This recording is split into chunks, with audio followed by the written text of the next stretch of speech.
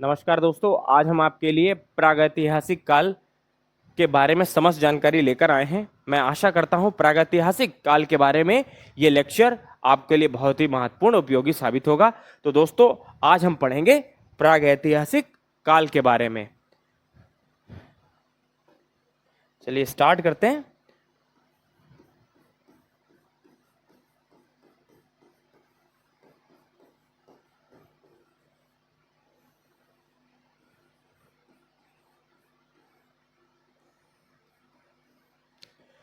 दोस्तों, अधिक से अधिक बच्चों को इस काल को समझने में बड़ी कठिनाई का अनुभव होता है कि वो सोचते हैं कि इस काल की हम तैयारी कैसे करें या हम इतिहास की किताबों से इस काल को कैसे पढ़ें, क्योंकि इस काल के बारे में जो भी साक्ष्य हैं वो पुरातात्विक साक्ष्य, इनके लिखित और प्रमाणिक कोई जानकारी है नहीं।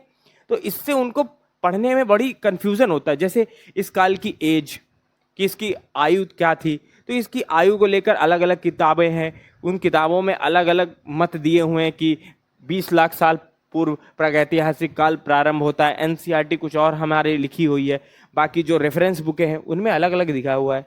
तो इससे बच्चों को पढ़ने में बड़ी कठिनाई होती है। ठीक है, चलिए दोस्तों, हम समझ लेते हैं प्रागैतिहासिक काल क्या होता है। दोस्तों, जो हमारे इतिहासकार थे उन्होंने इतिहास को 3 भागों में विभाजित किया। कितने भागों में? 3 भागों में। ठीक है, देखिए, पहला भाग हमारा कहलाया प्रागैतिहासिक काल। दूसरा भाग हमारा आद्य ऐतिहासिक काल कहलाया। इसको लिखते रहिए, फिर हम बताएंगे आपको।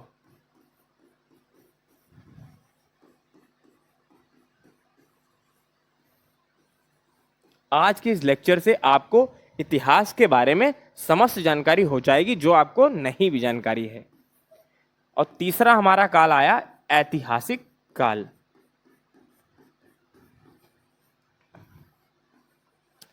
दोस्तों, इतिहासकारों द्वारा 3 तरीके से इतिहास का डिवीजन किया गया। एक तो प्रागैतिहासिक काल, दूसरा आद्य ऐतिहासिक काल और तीसरा ऐतिहासिक काल। अब दोस्तों, ये तीनों काल क्या है, इनके बारे में हम पढ़ लेते हैं। तो प्रागैतिहासिक काल क्या होता है? जिसके बारे में कोई लिखित और प्रामाणिक जानकारी उपलब्ध ना हो, ऐसे काल को हम कहते हैं प्रागैतिहासिक काल। इस काल की हमें कोई लिखित एवं प्रामाणिक जानकारी नहीं थी, क्योंकि इस काल का जो मानव था या मनुष्य था उसको लिपि का ज्ञान ही नहीं था। जब मनुष्य को लिपि का ज्ञान नहीं था तो वो लिखता क्या? इसलिए हमें प्रागैतिहासिक काल के बारे में कोई लिखित और प्रामाणिक साक्ष्य नहीं मिलता है, केवल हमें पुरातात्विक साक्ष्य मिलते हैं। जैसे हमें क्या मिल गया?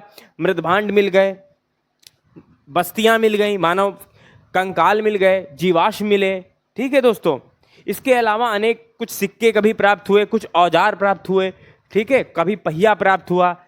तो इस तरह से कुछ चीजें हमें प्रागैतिहासिक काल के बारे में पुरातात्विक ज्यादातर स्रोत मिलते हैं और इसके बारे में पुरातात्विक साक्ष्य मिले हमको। अब हमारा आद्य ऐतिहासिक, इस काल में हमें लिपियां तो प्राप्त हुई हैं। मानव को भाषा का ज्ञान था या लिपि का ज्ञान था, परंतु हम उसे पढ़ नहीं पाए हैं। जैसे हमारी सिंधु घाटी सभ्यता, जैसे सिंधु घाटी सभ्यता के जो लोग थे उनको लिपि का ज्ञान था, पर उनके द्वारा जो लिपि है, जो भाव चित्रात्मक लिपि है, उसको हम नहीं पढ़ सके। सभ्यता के लोग जो भी लिपि का प्रयोग करते थे उसको आधुनिक मानव नहीं पढ़ सका है। और ऐतिहासिक काल, ऐतिहासिक काल से हमारा तात्पर्य उस काल से है जिसकी लिखित और प्रामाणिक जानकारी हमारे पास उपलब्ध है। इस काल में जितनी भी घटनाएं हुई हैं ऐतिहासिक काल में, इसकी लिखित और प्रामाणिक जानकारी हमारे पास उपलब्ध है। इसके पुरातात्विक साक्ष्य भी मिले हैं, सभी के पुरातात्विक साक्ष्य मिले हैं। इस काल की कोई लिखित प्रामाणिक जानकारी नहीं है प्रागैतिहासिक काल की। आद्य ऐतिहासिक काल में लिपि मिली है, परंतु उसको हमारे द्वारा पढ़ा नहीं जा सका है, इसीलिए आद्य ऐतिहासिक काल बोला गया है। तीसरा हमारा ऐतिहासिक काल। ऐतिहासिक काल हमारा वो है जिसकी लिखित प्रामाणिक जानकारी है, इसके अलावा पुरातात्विक साक्ष्य भी उपलब्ध हैं। ठीक है दोस्तों, ये तो हमारा प्रागैतिहासिक काल और ये हमारा आद्य ऐतिहासिक ऐतिहासिक काल, ये हमारा इतिहास का वर्गीकरण हो गया। अब हम दोस्तों प्रागैतिहासिक काल की तरफ चलते हैं। काल के बारे में पढ़ने से पहले हम मानव की उत्पत्ति के बारे में पढ़ लेते हैं कि इस काल में मानव की उत्पत्ति कब हुई। दोस्तों देखिए, हमारे लिए सबसे इंपॉर्टेंट है मानव की उत्पत्ति, उसको जरा हम देख लेते हैं। मानव की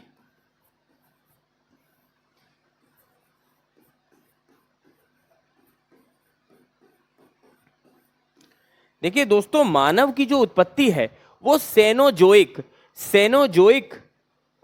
युग में हुई। कौन सी युग में हुई? सेनोजोइक।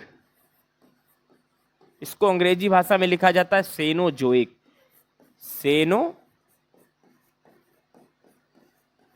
सेनोजोइक युग में हुई। और काल कौन सा था इसका? पैलेस्टोस्टीन।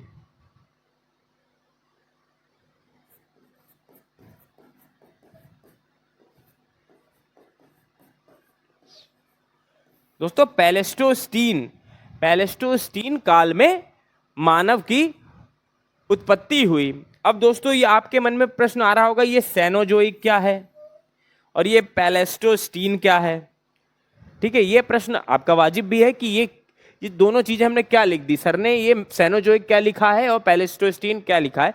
दोस्तों हमारे जो भूगर्भ शास्त्री हैं उनके द्वारा पृथ्वी की उत्पत्ति के लिए 4 युगों का निर्धारण किया गया। कितने युगों का? 4 युगों का। तो देख लेते हैं उन युगों को कौन कौन से हैं। देखिए, एक पूर्व कैम्ब्रियन युग है, पूर्व कैम्ब्रियन युग। इसको नोट करते रहिए दोस्तों, पूर्व कैम्ब्रियन युग। उसके बाद आता है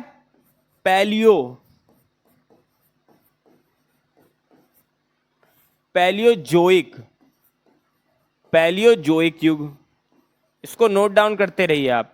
पहला आपका पूर्व कैम्ब्रियन युग है, दूसरा पैलियोजोइक है, तीसरा आपका आता है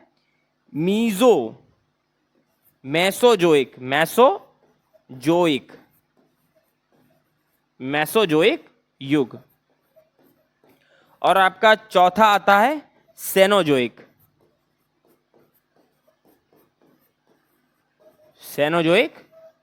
युग।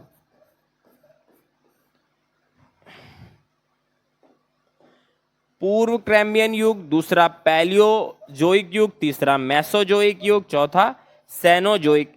दोस्तों हमें पता है, हमने आपको बताया कि सेनोजोइक युग में मानव की उत्पत्ति हुई। सेनोजोइक युग का मतलब हुआ स्तनधारियों का युग। इसी युग में स्तनधारी जानवर पृथ्वी पे आए, या हमारी पृथ्वी से स्तनधारियों का विकास कब हुआ? सेनोजोइक युग में। अब इसके भी पार्ट हैं दोस्तों, इसके भी पार्ट आते हैं। कौन कौन से हमारे पार्ट हो जाएंगे सेनोजोइक के? इसके भी जो हमारा पैलेस्टोसीन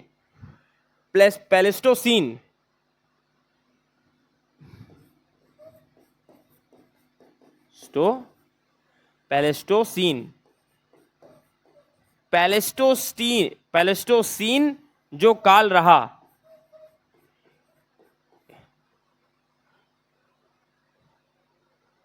सॉरी ये सीन है, पैलेस्टोसीन। दोस्तों पैलेस्टोसीन जो काल रहा, इस काल में मानव का उद्भव यानी विकास होता है। ये तो आपने इंपॉर्टेंट समझ लिया कि मानव का विकास हुआ। अब मानव का विकास जो हुआ, क्या डायरेक्ट जो ऐसा आधुनिक मानव है ऐसा हुआ था? नहीं दोस्तों, आधुनिक मानव को हम होमो सैपियंस कहते हैं। इससे पूर्व का मानव होमो सैपियंस कहलाता है। इससे पहले होमो इरेक्टस होता था, होमो निएंथ्रडल हुआ, ठीक है, ऑस्ट्रेलियोपिथेकस हुआ, रामापिथेकस हुआ। इस तरह के जो मानव का जो क्रम है उसको हम समझ लेते हैं कि मानव सबसे पहले जो मानव आया उसका नाम क्या था, कि वो कहाँ बसता था, ये कहाँ से आए हैं। इन सब चीजों के बारे में हमें विस्तृत रूप से चर्चा कर लेनी चाहिए। चलिए, तो दोस्तों ये आपको क्लियर हो गया कि मानव की उत्पत्ति सेनोजोइक युग में हुई। सेनोजोइक युग के पैलेस्टोसीन काल में हुई। ठीक है, भूगर्भवेत्ताओं द्वारा पृथ्वी को 4 युगों में डिवाइड किया, पूर्व कैम्ब्रियन युग, पैलियोजोइक युग, मैसोजोइक युग, सेनोजोइक युग। सेनोजोइक का मतलब हो गया आपका स्तनधारियों का युग। इसके सेनोजोइक के भी अब पार्ट हैं दोस्तों, पार्ट है, उसको ज्यादा पढ़ने की जरूरत नहीं। इतिहास की दृष्टि से हमारा पैलेस्टोसीन काल, इसमें हमारे मानव की उत्पत्ति होती है। अब हम देख लेते हैं दोस्तों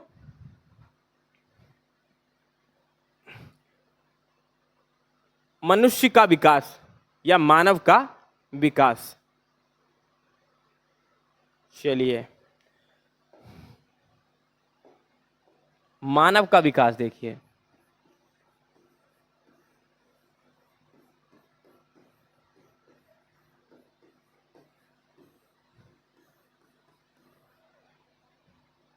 दोस्तों जैसा कि हमने बताया कि मनुष्य का या मानव का जो विकास हुआ हमारे पैलेस्टोसीन काल में हुआ, और किस युग में हुआ था?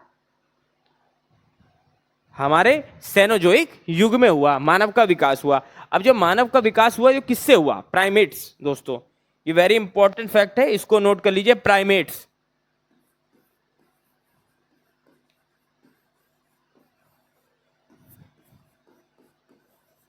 जैसे आपको मालूम है कि सेनोजोइक काल में, सेनोजोइक युग में हमारे स्तनधारियों का विकास हुआ। स्तनधारी कौन कौन से होते हैं? वानर, वानर होता है, लंगूर होता है, चिंपैंजी होता है, ठीक, औरंगुटान भी होता है, छछूंदर भी होता है। ये सारे ही हमारे प्राइमेट्स कहलाते हैं। इसमें वानर से हमारे मानव की उत्पत्ति बताई गई है। किससे? मानव से। लंगूर चिंपैंजी से नहीं। ये इसके बिल्कुल सेम लगते हैं, परंतु मानव की उत्पत्ति वानर से बताई गई है।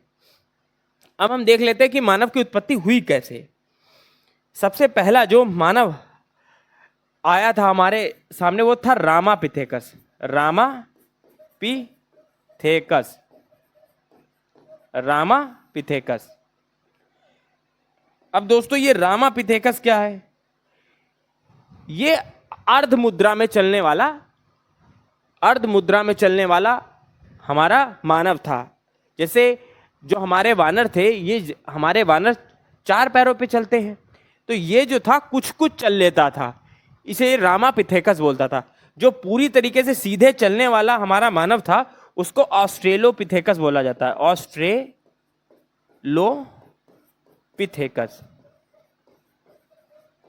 जो पूरी तरीके से सीधे चल लेता था उसे ऑस्ट्रेलोपिथेकस बोला जाता था। ठीक है, ये आपका 4 पैर पे चलता था और ये कभी कभी उठता था। ठीक, ये आपका 2 पैर पे चलने वाला था। वानर आपके 4 पैरों पे चलते हैं, जैसा आपको मालूम है। रामापिथेकस 4 पैरों पे चलता था, ठीक है, परंतु इसका जबड़ा जो था मनुष्य के आकार का था, इसीलिए इसको मनुष्य का पूर्वज माना गया है। ठीक है, रामापिथेकस को। परंतु ऑस्ट्रेलोपिथेकस ये 2 पैर पे था, इसका जबड़ा मनुष्य के आकार था, इसीलिए हमारा आदि पूर्वज इसे ही माना गया। मेन हमारा आदि पूर्वज कौन है? ऑस्ट्रेलियोपिथेकस।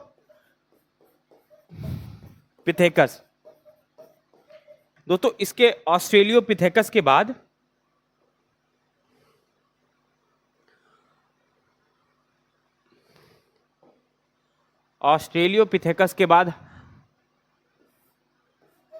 मनुष्य का क्रमिक विकास प्रारंभ हो जाता है, जो कि रामापिथेकस जो था ये अर्धवानर था। अर्धवानर, अर्धवानर। इसका जो केवल जबड़ा था वो मनुष्य जैसा था, बाकी ये 4 पैरों पे चलता था और ये वानर की ही तरह था। दोस्तों ऑस्ट्रेलोपिथेकस 2 पैर पे चलने वाला अपना पहला मानव था। इसका जबड़ा भी मनुष्य जैसा था और ये 2 पैरों पे चलता था। इसको ही हमारा आदि पूर्वज कहा जाता है, क्योंकि इसके बाद ही हमारा क्रमिक विकास चालू हो जाता है। पहले रामापिथेकस खोजा गया, परंतु इससे हमारा क्रमिक विकास चालू नहीं हुआ। हमारा क्रमिक विकास ऑस्ट्रेलोपिथेकस से चालू हुआ है, तो इसी को हम अपना आदि पूर्वज मानते हैं। इसके बाद वाला हमारा जो क्रमिक विकास होते होते कौन सा मानव आया? हमारा होमो हैबिलस।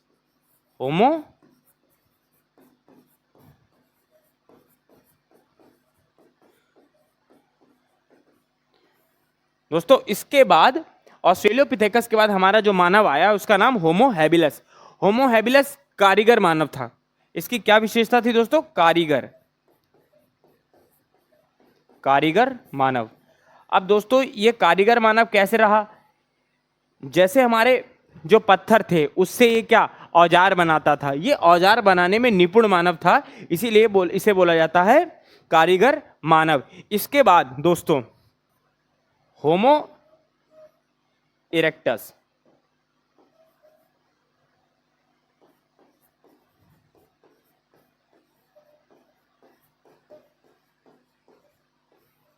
अब दोस्तों ये होमो इरेक्टस कैसा मानव है?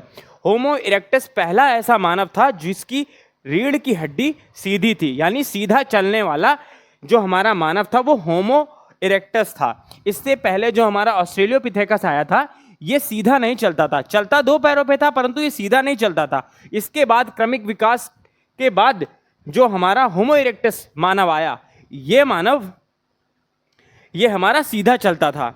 अब ये होमो इरेक्टस भी दो जगह पाए गए हैं। देखिए होमो इरेक्टस की प्रजाति दो जगह पाई गई है। एक दोस्तों बीजिंग में पाई गई है, बीजिंग में। एक दोस्तों बीजिंग में पाई गई जिसको हम पीकिंग मानव कहते हैं। क्या बोलते हैं? पीकिंग, पीकिंग मानव। दूसरा हमारा पाया गया है जावा, जावा में से जिसे हम जावा मानव के नाम से जानते हैं। ठीक है दोस्तों, हमारे होमो इरेक्टस की दो प्रजातियां पाई गई हैं, जिसे जावा क्षेत्र में पाई गई जावा मानव और बीजिंग क्षेत्र में पीकिंग मानव पाया गया है। इसके बाद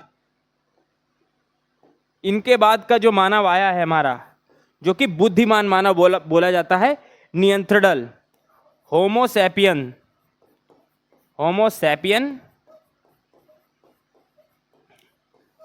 और ये कहां से पाया गया? नियंत्रणल।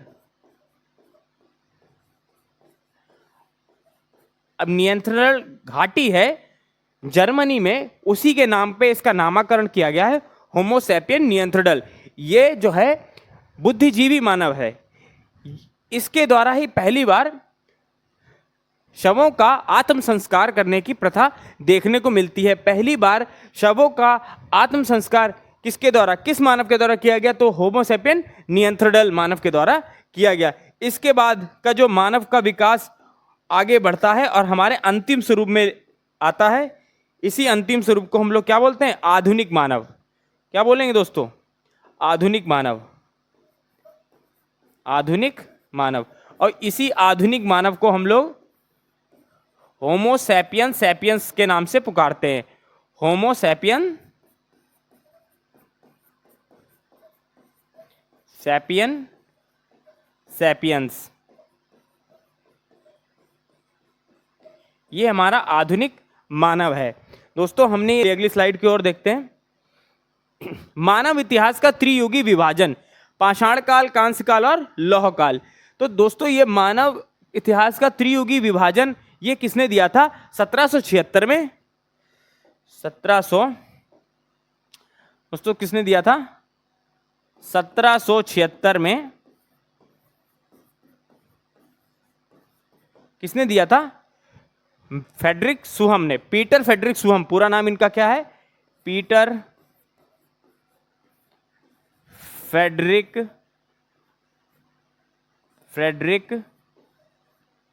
सुहम। पीटर फेडरिक सुहम ने 1776 में कोपनहेगन संग्रहालय की सामग्री के आधार पर मानव इतिहास का त्रियुगी विभाजन बताया, पाषाण काल, कांस्य काल और लौह काल। ठीक है दोस्तों, ये किसने बताया था? पीटर फेडरिक सुहम ने 1776 में कोपनहेगन संग्रहालय,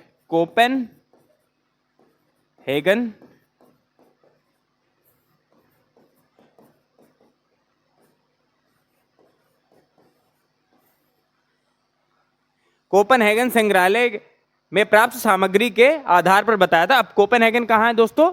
ये दोस्तों है डेनमार्क में। कहाँ है दोस्तों? डेनमार्क में।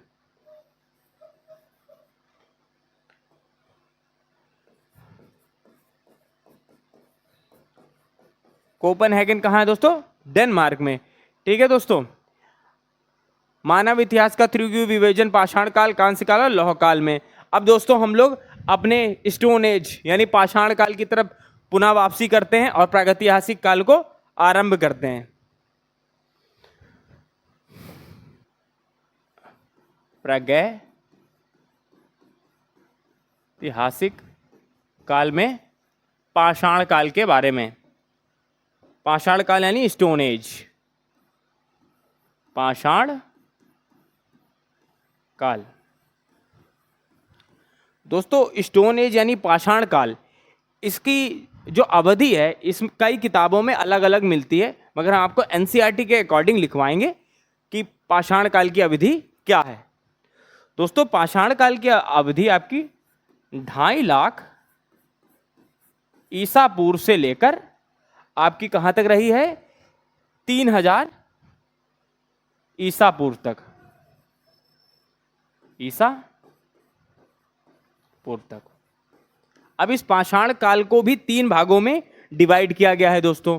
कितने भागों में डिवाइड किया गया है? 3 भागों में। इसको ध्यान से देखते रहिएगा। देखिए प्रागैतिहासिक काल जो हम पढ़ रहे हैं इसका मतलब ही होता है कि जिन ऐसा इतिहास जिसका लिखित और प्रमाणिक साक्ष्य हमारे पास कोई उपलब्ध नहीं है। तो ऐसा इतिहास कहाँ का है हमारा? स्टोन एज का है, ठीक है हमारा, और हमारा धातु युग का है। तो आप हम देख लेते हैं पाषाण काल। पाषाण काल की अवधि 2.5 लाख से 3000 ईसा पूर्व रही है। अब पाषाण काल भी हमारा 3 भागों में डिवाइड होता है। कौन कौन से हमारे 3 भाग हैं? एक होता है आपका पूरा पाषाण काल, इसको नोट करते रहिए नहीं तो आप गड़बड़ कर देंगे, ठीक है दोस्तों, इसको नोट करते रहिए। पूरा पाषाण काल, पहला आपका पूरा पाषाण काल है, दूसरा आपका मध्य पाषाण काल है,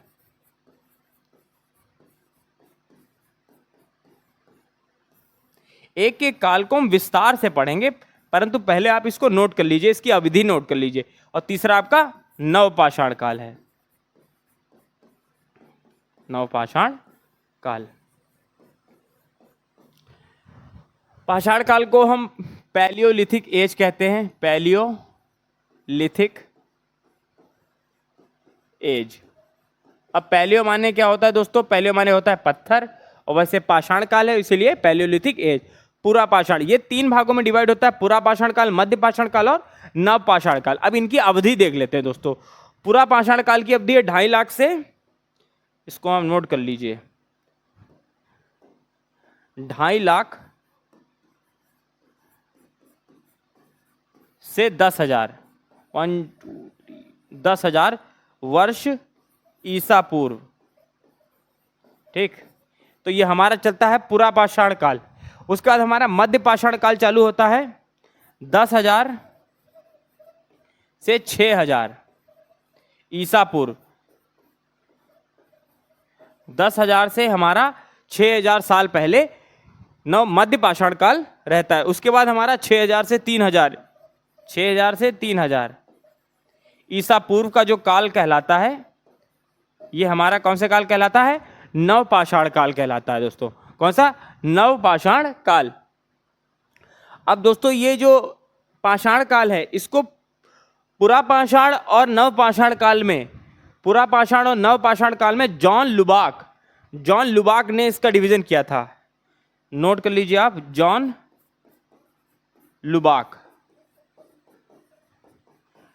लुबाक ने पाषाण काल को 2 भागों में बताया था, पूरा पाषाण काल और नवपाषाण काल था।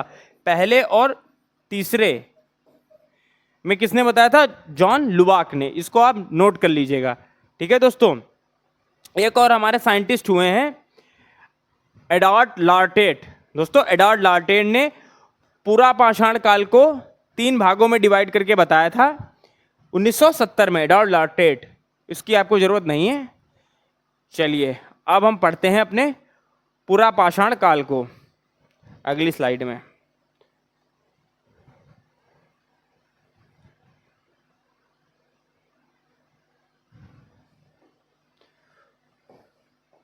पूरा पाषाण काल, पूरा पाषाण काल। दोस्तों पूरा पाषाण काल ये भी आपका 3 भागों में डिवाइड किया गया है। कौन कौन से भागों में डिवाइड किया, चलिए इसको देख लेते हैं।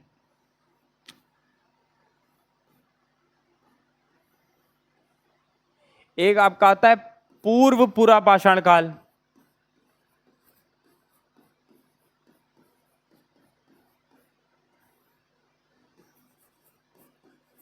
ठीक। एक आता है आपका मध्य पूरा पाषाण काल,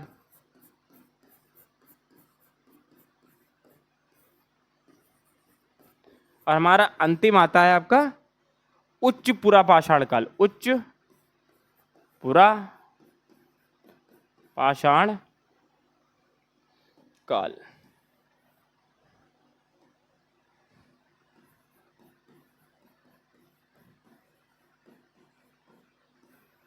ये हमारे पूरा पाषाण का डिवीजन है। पूर्व पुरा पाषाण काल, मध्य पुरा पाषाण काल और उच्च पुरा पाषाण काल। अब दोस्तों इसकी भी अवधि है, ठीक है दोस्तों, 25 लाख से 1 लाख, 25 लाख से 1 लाख ईसा पूर्व ये ही आपका चलता है, ठीक है। जबकि हमने पूरा पाषाण की अवधि देखी है, कहां से है, 25 लाख से 10 लाख, 10,000 ईसा पूर्व तक ये रहता है, एनो डोमिनी, ठीक, ओके, एनो डोमिनी नहीं, बिफोर क्राइस्ट।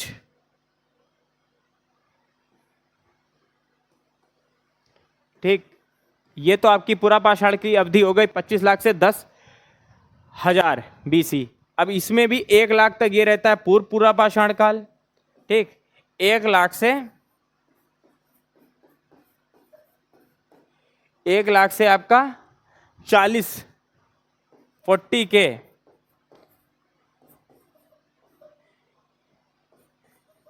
ये कौन रहता है आपका मध्य पुरा पाषाण काल। उच्च पुरा पाषाण काल ये 40 के से 10 के BC, बिफोर क्राइस्ट, इसके बीच में। चलिए अगली स्लाइड की ओर बढ़ते हैं। अभी तक दोस्तों, अभी तक हम लोगों ने देख लिया कि पूरा पाषाण काल को हमने 3 भागों में डिवाइड किया, पूर्व पूरा पाषाण काल, मध्य पूरा पाषाण काल, उच्च पूरा पाषाण काल। दोस्तों प्रागैतिहासिक काल से जो औजार प्राप्त हुए हैं वे पत्थर के हैं, इसीलिए मानव इतिहास के प्रारंभिक काल को हम पाषाण काल कहते हैं। इसको पाषाण काल इसलिए कहा जाता है क्योंकि जो हमारे जो औजार प्राप्त हुए हैं, मनुष्यों के द्वारा जो औजार प्राप्त हुए हैं, किए गए हैं, या मनुष्य जिन औजारों पे काम करता था वो पाषाण काल से संबंधित हैं, ठीक है दोस्तों। पाषाण काल को ही हम लोग आखेटक एवं खाद्य संग्रह काल भी कहते हैं। अब दोस्तों हमें एक फैक्ट इंपॉर्टेंट है जो हमारे लिए, जिसको हम नोट डाउन करना चाहिए कि भारत में पूरा पाषाण काल, यानी भारत में पूरा पाषाण काल, इसी काल से संबंधित, इस काल से संबंधित कोई भी अवशेष नहीं मिला है। इस काल के से कोई संबंधित कोई भी मानव जीवाश्म भारत में नहीं प्राप्त हुआ है। ये पूरा पाषाण काल से संबंधित मानव जीवाश्म भारत से बाहर प्राप्त अफ्रीका में हुआ है दोस्तों, ठीक है। अब देखिए पूरा पाषाण काल में मानव को आग का ज्ञान तो था, परंतु आग का प्रयोग करना उसे नहीं आता था, ठीक है, पूरा पाषाण काल में। और इस समय जो मानव था उसकी जाति क्या थी, निग्रिटो जाति का, निग्रिटो जाति का मानव। तो अब हम देख लेते हैं पूर्व यानी पूरा पाषाण कालीन स्थल, उसके बाद हम पाषाण काल को डिफाइन करके पढ़ेंगे। पाषाण कालीन स्थलों की ट्रिक, ये हमारे पूर्व पाषाण कालीन स्थल हैं, पूर्व, ठीक दोस्तों। भीम आदमी के पहले पोते ने गुड़िया की नाक पर हथौड़ा मारकर उसे नाली में गिरा दिया। दोस्तों इसको देखिए, भीम से आपका भीमबेटका कहाँ है दोस्तों, मध्य प्रदेश में। आदमी से आदमगढ़ कहाँ है, मध्य प्रदेश में। पहले से पहलगाम कहाँ है, कश्मीर में। पोतवार कहाँ है, ये आपके पंजाब में है। गुड़ियाम ये अभी आपके मध्य प्रदेश में है। नेवासा चिरकी महाराष्ट्र में है दोस्तों, नाक से नेवासा। हथनौरा मध्य प्रदेश, ठीक। लोहंदा नाला उत्तर प्रदेश में है, ठीक है दोस्तों। और ये पलवरम और अतिरम पक्कम, ये आपको बिना ट्रिक के याद करने पड़ेंगे। सबसे मोस्ट इंपॉर्टेंट जगह है पूर्व पाषाणकालीन स्थलों में पलवरम और अतिरम पक्कम। पलवरम से ही रॉबर्ट ब्रूस सूट ने सबसे पहला हैंडेक्स खोजा था, कहाँ से, पलवरम से। अतिरम पक्कम भी आपकी इंपॉर्टेंट जगह है, ये मद्रास में है दोस्तों। ये आपके पूर्व पाषाणकालीन स्थलों की ट्रिक हो गई, इनको आप देख लीजिए एक बार पुनः। भीम आदमी के पहले पोते ने गुड़िया की नाक पर हथौड़ा मारकर उसे नाली में गिरा दिया। ये आपके कुल 10 पूर्व पाषाणकालीन स्थल हैं, इनको आप नोट डाउन कर लीजिए। कई बार परीक्षा में पूछा जाता है, आपको स्थल दे देगा और आपसे कहेगा कि ये पाषाणकालीन, पूर्व पाषाणकालीन स्थल है, मध्य पाषाणकालीन स्थल है या फिर नव पाषाणकालीन स्थल है, तो आप कंफ्यूज हो जाएंगे कि कौन सा स्थल कहाँ पर आता है। चलिए दोस्तों, पूर्व पाषाणकालीन स्थलों की ट्रिक के बाद हम देख लेते हैं मध्य पाषाणकालीन स्थलों की ट्रिक। मध्य पाषाणकालीन स्थलों की ट्रिक। मदहोश आदमखोर बाघ 5 बजे नहर लांघते समय टेरी में जलकर वीरगति को प्राप्त हुआ। इसको देखिए दोस्तों, मदहोश से मैदहा, मैदहा आपका कहाँ है? उत्तर प्रदेश में। आदमखोर, आदमखोर आदमगढ़, आदमगढ़ आपका मध्य प्रदेश में। बाग से बागौर, बागौर राजस्थान 5 बजे। पंचमढ़ी, पंचमढ़ी आपके कहाँ है? मध्य प्रदेश में। सराय नहर्रा ये उत्तर प्रदेश में है। लांगते लंघनाज, लांगनाज आपका हो गया। टेरी ये आपका कहाँ है? तमिलनाडु में। जल्लाहल्ली कर्नाटक में है। वीरगति वीरभानपुर आपका कहाँ है? पश्चिम बंगाल में। ठीक है दोस्तों, इसको एक बार देख लीजिए। मदहोश आदमखोर बाग 5 बजे नहर लांघते समय टेरी में जलकर वीरगति को प्राप्त हुआ। ठीक है, मध्य पाषाणकालीन स्थलों की ये ट्रिक है दोस्तों, ये आपके लिए बहुत ज्यादा इंपॉर्टेंट है। ये दोस्तों लंगनाज, लंगनाज दोस्तों कहाँ पे है? गुजरात में। इसको आप नोट कर लीजिएगा क्योंकि ये आपको इंपॉर्टेंट है। कई बार परीक्षा में पूछा गया है कि लंगनाज जो मध्य पाषाणकालीन स्थल है ये कहाँ है? दोस्तों ये कहाँ है? गुजरात में। चलिए दोस्तों, अब हम नवपाषाणकालीन स्थलों को देख लेते हैं। नवपाषाणकालीन स्थलों की ट्रिक देखिए। ट्रिक क्या है? मगरूर, चिरांद, मेहरुआ कोयले की गुफा के चौखट पर पिकल का दावा शुरू करने लगी। देखिए, इसको एनीवेज मत लीजिएगा। मगरूर, चिरांद, मेहरुआ कोयले की गुफा के चौखट पर पिकल का दावा शुरू करने लगी। अब देखिए, मगरूर से मगहरा उत्तर प्रदेश की साइड, चिरांद बिहार, मेहरगढ़ कहाँ? पंजाब पाकिस्तान, कोयले कोल्डिहवा, कोल्डिहवा उत्तर प्रदेश, गुफकराल कश्मीर, चौपानी मांडो। ठीक है दोस्तों, पिकली हल कर्नाटक, दावोजली हार्डिंग, पिकली हल के साथ संगनकल्लू ये दोनों कर्नाटक, बुर्जहोम कश्मीर का है और ये दावोजली हार्डिंग असम का, सारुतरु भी असम की ये साइट है दोस्तों। ये आपकी ट्रिक हो गई नवपाषाणकालीन स्थलों की ट्रिक। इसको एक बार देख लीजिए। ये मोस्ट इंपॉर्टेंट साइट हैं जिससे परीक्षा में प्रश्न पूछे जाते, उन्हीं की ये ट्रिक है। ऐसे बहुत सारे साइट हैं जो इसमें शायद ना हो, परंतु उससे संबंधित कभी प्रश्न नहीं आएंगे। मोस्ट इंपॉर्टेंट जो परीक्षा में पूछे जाते हैं ये सारे वही स्थल हैं जिसको हमने ले लिया है। इससे बाद में इसका एक मैप हम आपको दिखाएंगे जिससे आप सारे स्थलों को पहचानने, आपके दिमाग में ओवरव्यू बन जाएगा ताकि कभी परीक्षा में आपका प्रश्न कभी गलत नहीं होगा। अब दोस्तों हम लोग अपने लेक्चर पे चालू हो जाते हैं। पाषाण काल, पाषाण काल में पूरा पाषाण काल, पूरा पाषाण काल। दोस्तों हमने अब तक की क्या क्या देख लिया है? हम लोगों ने सारे नवपाषाण काल स्थल देख लिए, मध्य पाषाण स्थल देख लिए, पुरा पाषाण स्थल देख लिए। अब पूरा पाषाण काल में हमने देखा कि इसका डिवीजन 3 तरीके से हुआ है। ठीक है, निम्न ये आपका हुआ है निम्न पुरा पाषाण काल, या फिर इसे पूर्व पुरा पाषाण कहते हैं, इसको मध्य पुरा पाषाण बोलते हैं। ठीक, और ये हमारा आ गया उच्च। ठीक, निम्न बोलो या पूर्व पुरा पाषाण बोलो, दोनों एक ही बात है। इनका हमने कालक्रम भी देखा था। हमने देखा था 25 लाख से ये 1 लाख तक था। 1 लाख BC, बिफोर ईसा मसीह के जन्म से पहले। मध्य पाषाण काल का देखा था 1 लाख से 40 के 40,000 साल पहले BC, और इसका हमने देखा था 40 के से 10 के। तो कुल मिलाकर जो हमारा पूरा पाषाण काल चला है वो 25 लाख साल से 10,000 साल पहले चला है।